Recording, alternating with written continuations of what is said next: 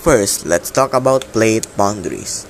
Plate boundaries is where two tectonic plates collide, move away, and slide past each other. This is because of the movement of the lithosphere.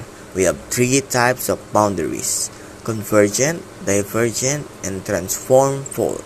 So, what is transform fault? Transform fault boundaries is where the two tectonic plates slide past each other.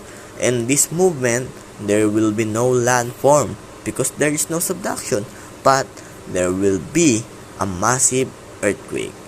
In divergent plate boundaries is where two tectonic plates move away from each other. In this movement, there will be a mountain belts.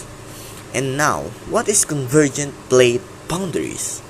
We need your time and your attention to understand the convergent plate boundaries because we have three types of convergent plate boundaries, and this is where our presentation begins.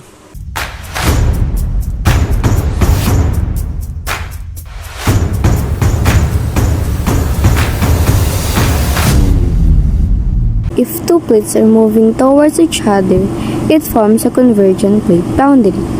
A denser plate tends to slide below the less dense plate in a process called subduction.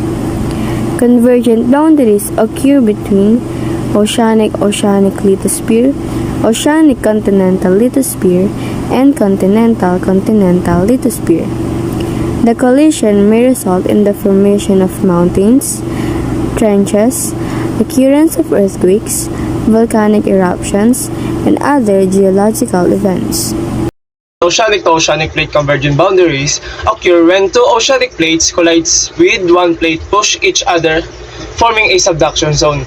The denser plate plunges into the mantle and melts under high temperature and pressure, forming magma.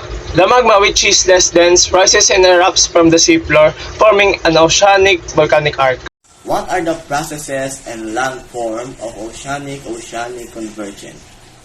In processes, we have subduction, earthquake, volcanic eruption, and tsunami. In the landform, there are mountain, volcanic arc, and trench. Oceanic and continental plates boundary. When oceanic and continental plates collide, the denser oceanic plate is forced under the lighter continental plate, which creates a convergent boundary.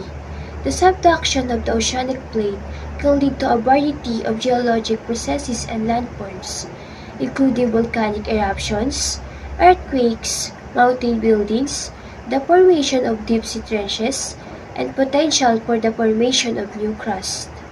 In a continental to continental plate convergent boundary, there is no subduction process, no trench, no volcano, and no island arc. Instead, a large group of tall mountains are formed called mountain ranges. Because of this convergence, the Himalayas is formed. It is the most visible product of plate tectonics. To summarize it all, oceanic plate boundary will cause a subduction and an earthquake and the landform of mountain, volcanoes, and trench. In oceanic continental convergent plate boundary will cause a subduction and earthquake and the landform of mountain, volcanoes, and trench. But in continental convergent plate boundary, no volcanoes and trench will form because there is no subduction but only mountain range.